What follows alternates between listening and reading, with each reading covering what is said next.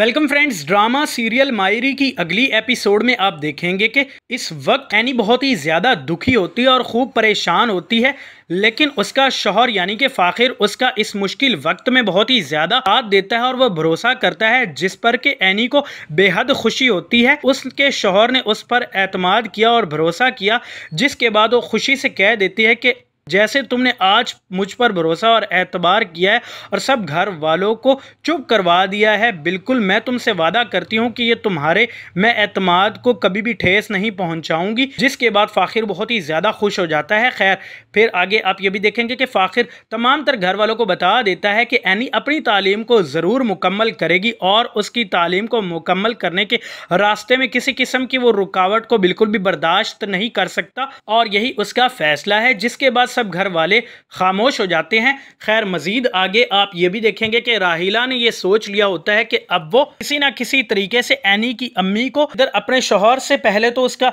रिश्ता और ताल्लुक ख़त्म करवाएगी और फिर उसे अपने घर से हमेशा हमेशा के लिए निकाल देगी। यही वो सोचकर अब समझ रही होती है कि वो किसी न किसी तरीके से एक अच्छे मौके की तलाश में होती है कि जिसकी वजह से वो एनी की अम्मी को नीचा दिखा सके और सब घर वालों की नज़रों में उसे बुरा भी साबित कर दे।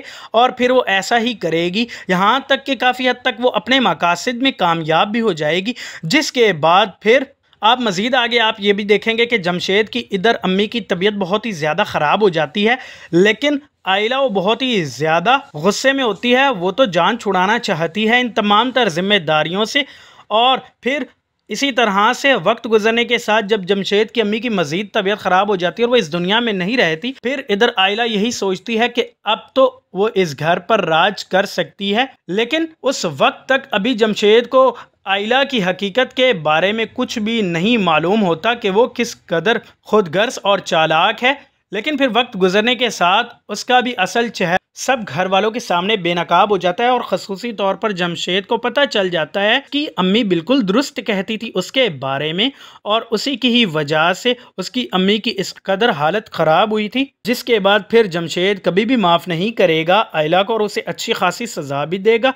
हो सकता है कि अपना रिश्ता और ताल्लुक भी ख़त्म कर दे। इसी तरह से आगे आप ये भी देखेंगे कि इधर हमजा उसे एनी साफ साफ बता देती है कि तुम्हारे लिए यही बेहतर है कि तुम अपनी ज़िंदगी के हवाले से जो करो और इस तरह से मेरा घर ख़राब करने की कभी भी कोशिश दोबारा ना करना, वरना अंजाम अच्छा नहीं होगा। सो फ्रेंड्स, अब आपको क्या लगता है कि हमजा बात मान लेगा यानी कि या फिर नहीं? आप अपनी कीमती राय नीचे दिए गए कमेंट बॉक्स में ज़रूर बताइएगा and make sure to subscribe the channel. अल्लाह हाफिज़।